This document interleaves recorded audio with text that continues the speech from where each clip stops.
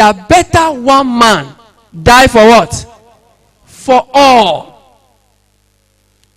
Better one man die for the entire of these people than we should be killing them one by one.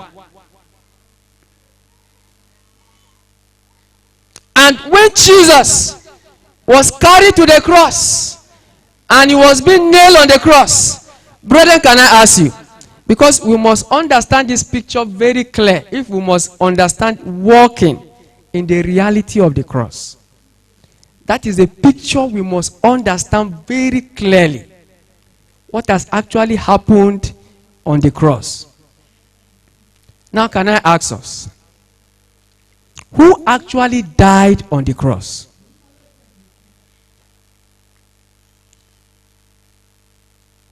The question is not clear. Who actually died on the cross?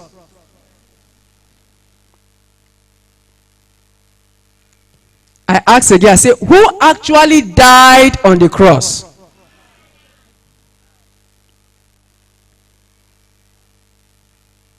Now, if you believe that you are the one who actually was nailed on the cross, then who is sitting here now?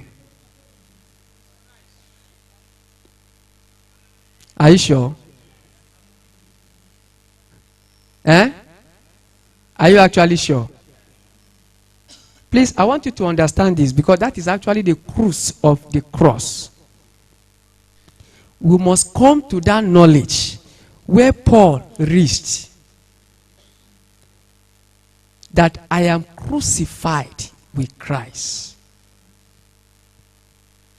Nevertheless, I am living.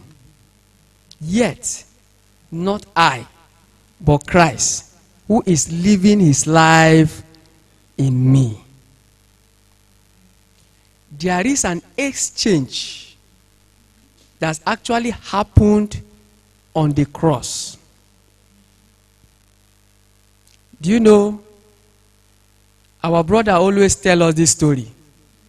And most of the time, to open up our understanding of what really happened on the cross, anytime I remember that story, he really gives me the picture of what really happened on the cross. He always tells us that there are these two brothers who are actually living in the same room. Two of them, they live in the same room. One of them is born again, while the second one is an armed robber. And this brother who is born again, the elder one, that he always live a life of a man who is born again. A man that is born again. He goes for evangelism. He has his time for prayers. He has the time for fellowship. He's living as a man that is born again. But his own younger brother is an armed robber. And he said one of these days, he went to rob.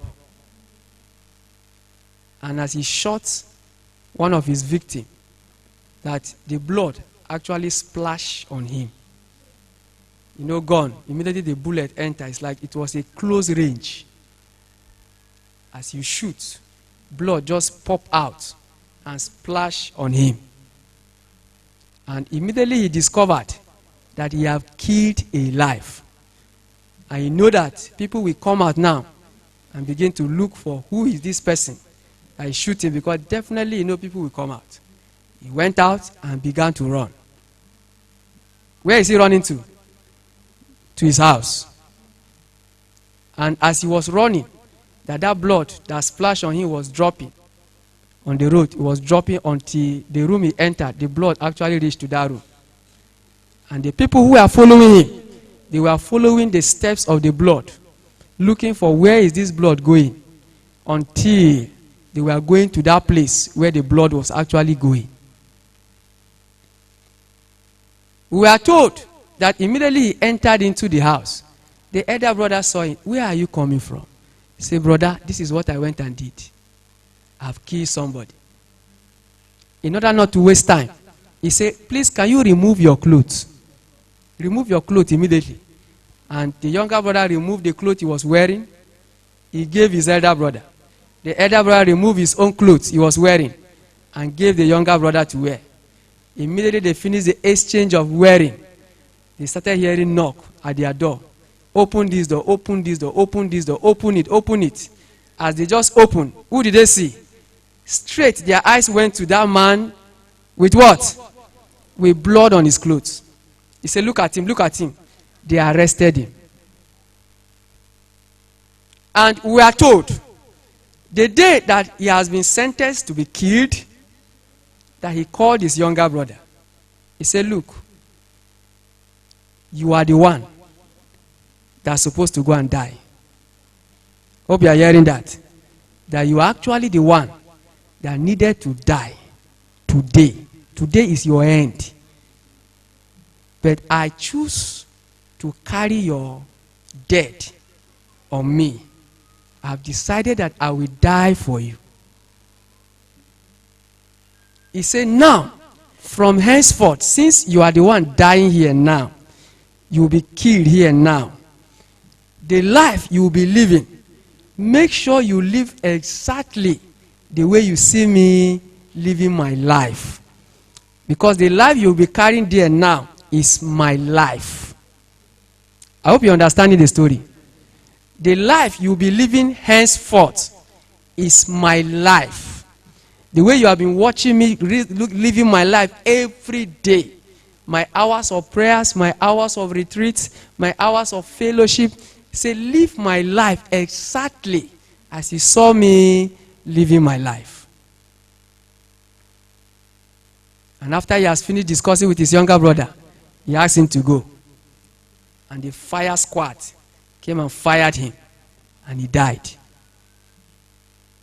Now we are told, immediately the younger brother went home. As if there is a regeneration inside. Something happened to him. Because of what the brother told him. He said, this life you are holding now is no longer your life. It's my life. Live it according to the way you see me doing what? Living it. He sat in his room, he pondered upon it, he pondered upon it. He began to meditate on how his brother was living his life.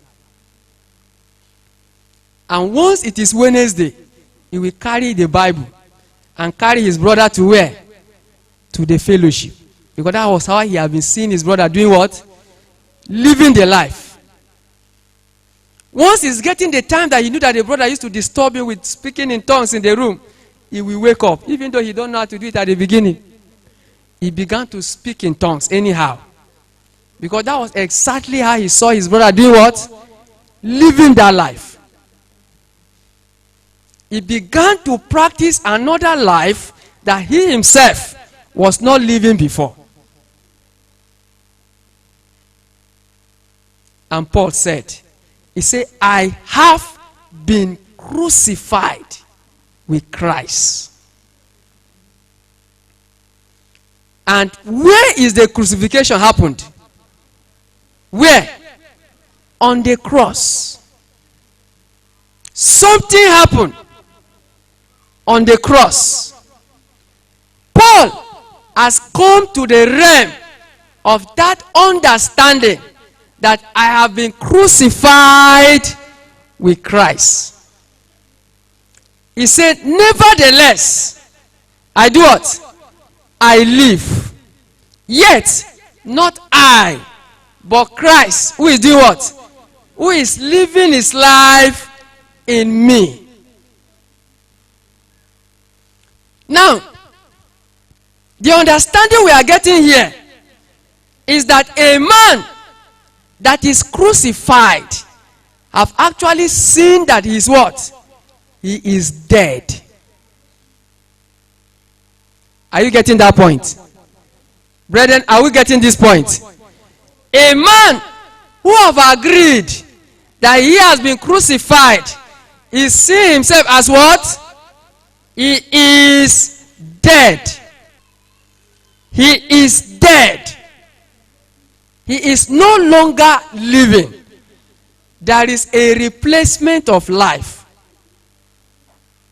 And that is why In our normal practice, I don't know whether you have ever seen. Just go outside. If you see any calendar now where somebody died, what will you see as they draw on top? A cross. And that cross signifies what? Do you need anybody to tell that that man is dead? You don't need to tell. You don't even need to read anything on that poster. Immediately you see a poster with a cross on top. You don't even need to read anything to know whether the man is alive or dead. Cross already signifies that that man is what? Is dead.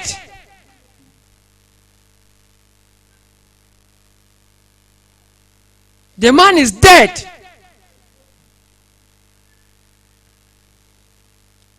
And if you have come to that knowledge that you have agreed, which I want to believe that every of us, if I should ask a question now, you believe that you have agreed you have died. Am I correct? If I should ask now, have you agreed that you have been crucified with Christ on the cross? I'm not hearing. Now, if you have agreed that I have been crucified with Christ, there is another new life which we must now decide to check. Who is the person? Since I've agreed that there is a cross on my head. There is a cross on my head. And that cross is showing that I have died. The question is, who is sitting here now? Who is sitting here now?